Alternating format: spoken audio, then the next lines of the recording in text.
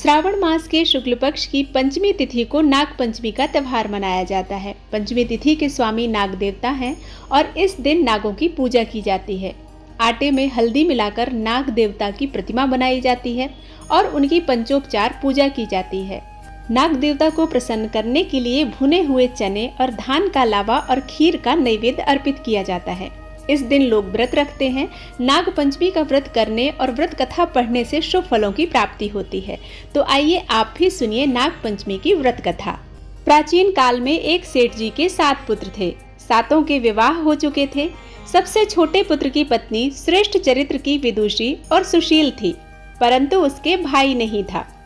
एक दिन बड़ी बहू ने घर लीपने को पीली मिट्टी लाने के लिए सभी बहुओं को साथ चलने को कहा, तो सभी डलिया और खुरपी लेकर मिट्टी खोदने के लिए चली। तभी वहां एक सर्प निकला, जिसे बड़ी बहू खुरपी से मारने लगी। यह देखकर छोटी बहू ने उसे रोकते हुए कहा, इसे मत मारो, यह तो बेचारा निरपराध है। यह सुनकर बड़ी बहू ने उसे नहीं मारा। तब सर्प एक ओर जाकर बैठ गया। तब छोटी बहू ने उससे कहा, हम अभी लौट कर आती हैं, तुम यहाँ से जाना मत। यह कहकर वह सबके साथ मिट्टी लेकर घर चली गई और वहां कामकाज में फंसकर सर्प से जो वादा किया था उसे भूल गई। उसे दूसरे दिन वह बात याद आई तो सबको साथ लेकर वहां पहुंची और सर्प को उस स्थान पर बैठा देखकर बोली, सर्प भैया नमस्कार। सर्प ने कहा, तू भैया कह चुकी है, इसलिए तुझे छोड़ देता हूँ, नहीं तो झूठी बात कहने के कारण तुझे अभी डस लेता। वह बोली, भैया मुझसे भूल हो गई, उसके लिए मैं आपसे क्षमा मांगती हूँ। तब सर्प बोला, अच्छा तू आज से मेरी बहन हुई और मैं तेरा भाई हुआ, तुझे जो मांगना है तू मुझसे खुलकर मांग। वह बोली, भैया मेरा कोई भाई नहीं है, अच्छा हुआ जो तुम मेरे भाई बन गए।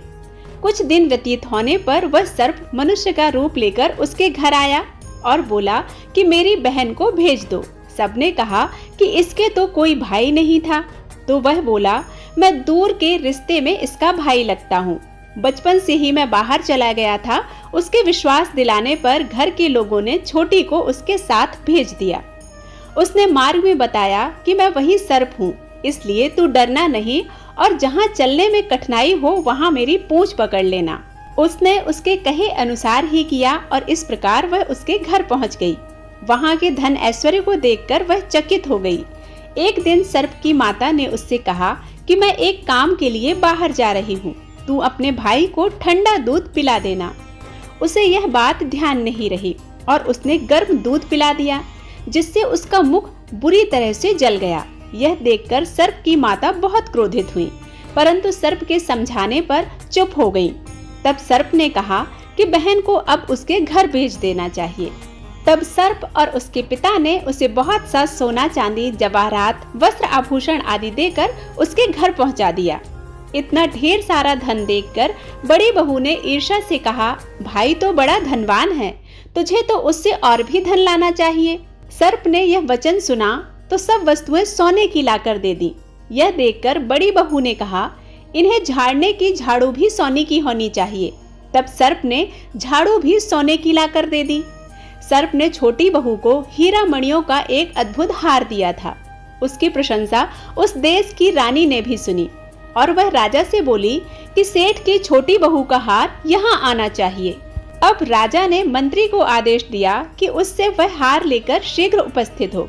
मंत्री ने सेठ जी से जाकर कहा कि महारानी जी छोटी बहू का हार पहनेगी, वह उससे लेकर मुझे दे दो। सेठ जी ने डर के कारण छोटी बहू से हार मंगाकर दे दिया। छोटी बहू को यह बात बहुत बुरी लगी। उसने अपने सर्प भाई को याद किया और आने पर प्रार्थना की, भैया रानी ने हार छीन लिया है, तुम कुछ ऐसा करो कि जब वह हार उसके गले में रहे तब तक के लिए सर्प बन जाए और जब वह मुझे लौटा दे तब हीरों का और मणियों का हो जाए। सर्प ने ठीक वैसा ही किया। जैसे ही रानी ने हार पहना वैसे ही वह सर्प बन गया। यह देखकर रानी चीख पड़ी और रोने लगी। यह देखकर राजा ने सेठ के पास खबर भेजी कि छोटी बहू को तुरंत भेजो। सेठ जी डर गए कि राजा न जाने क्या करेगा। वे स्वयं छोटी बहू को साथ लेकर उपस्थित हुए। राजा ने छोटी बहू से पूछा, तूने क्या जादू किया है? मैं तुझे दंड दूंगा। छोटी बहू बोली, राजन धृष्टता क्षमा कीजिए, यह हार ही ऐसा है कि मेरे गले में हीरों और मणियों का रहता है और दूसरे के गले में सर्प का बन जाता है। यह सुनकर राजा ने वह सर्प बना हार उसे देकर कहा, अभी पहनकर दिखाओ। छोटी बहू ने जैसे ही उस हार को पहना वैसे ही हीरों और मणियों का हो गया।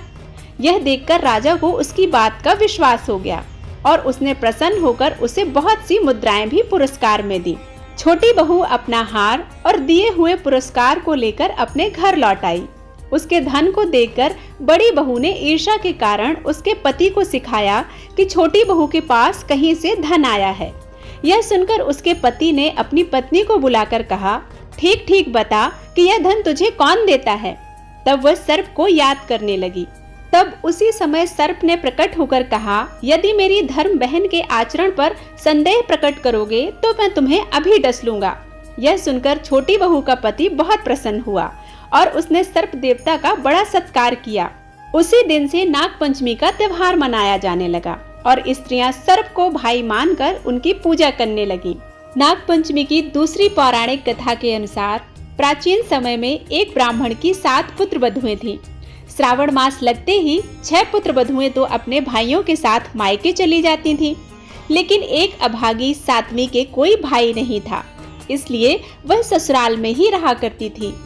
तब उस दुखियारी ने करुणापूर्वक पृथ्वी को धारण करने वाले शेषनाग को भाई के रूप में याद किया। आर्त पुकार सुनकर शेषनाग वृद्ध ब्राह्मण के रूप में वहां आए और उसे लेकर चल दिए।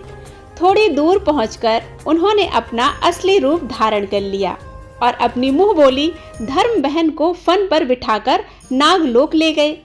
वहां वह निश्चिंत होकर रहने लगी। पाताल लोक में जब वह निवास कर रही थी, उसी समय शेष जी की कुल परंपरा में नागों के बहुत से बच्चों ने जन्म लिया।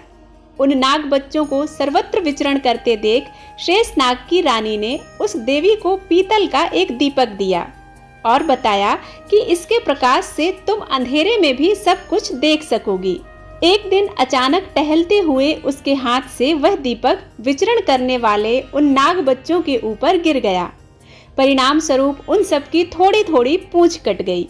इस घटना के कुछ समय बाद वह बहन ससुराल भेज दी गई। पुनः श्रावण मास आया तो उस वधू ने दीवार पर नागों का चित्र बनाया, उनकी विधिवत पूजा तथा मंगल कामना करने लगी। इधर क्रोधित नाग बालक माताओं से अपनी पूंछ कटने का कारण जानकर इस वधू से बदला लेने के लिए आए, परंतु आश्चर्य की बात कि अपनी ही पूजा में श्रद्धावान उसे देखकर नाग बालक बहुत प्रसन्न हुए और उनका क्रोध शांत हो गया। बहन स्वरूप उस वधू के हाथ से प्रसाद रूप में उन नागों ने दूध पिया और चावल भी खाए। नागों ने उसे सर्प कुल से निर्भय होने का वरदान दिया और उपहार में मणियों की माला और बहुत सी वस्तुएं दी। उन्होंने यह भी बताया कि श्रावण मास के शुक्ल पक्ष की पंचमी में जो हमें भाई के रूप में पूजेगा उसकी हम सदा रक्षा करेंगे। स्वयं भगवान नारायण क्षीर सागर में शेष नाग पर शयन करते हैं। नाग देवता स्वयं काल का स्वरूप हैं और जो नागों का पूजन करता है वह काल पर विजय प्राप्त करता है। नागों का पूजन लोक और परलोक दोनों के लिए कल्याणकारी और शुभ फल प्रदान करता है। तो यह थी नाग पंचमी की कथाएं। यदि आपको यह कथाएं पसंद आती हैं तो इन्हें लाइक करके चैनल को सब्सक्राइब करना बिल्कुल मत भूलिएगा। मिलते हैं एक नई कथा के साथ, तब तक के लिए ओम नमः शिवाय।